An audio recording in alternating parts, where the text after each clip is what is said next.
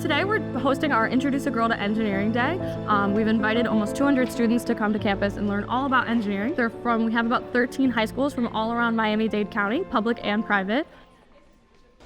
One of the activities we're doing today is a car building challenge. So they're going to build 3 different types of cars, one with a balloon powered motor, one with a rubber band powered motor, and one with a DC motor.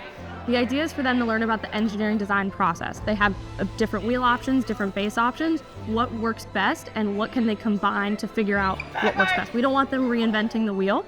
We want them to figure out how to make things better.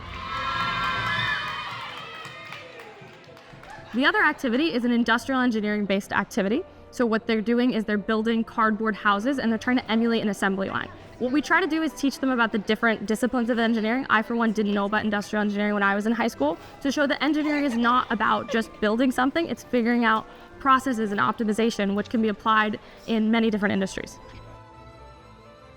We also have an industry panel today. We have industry professionals and 3 students per panel.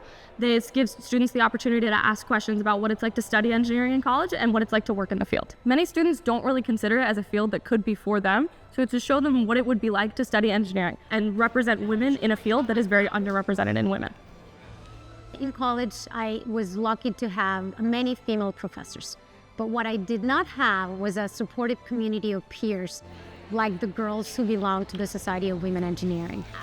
All the work that you see here today, it's product of all the effort that the board has put, and also many of our volunteers are male, and the reality is, as women, we are not going to have equality without the support of our male peers.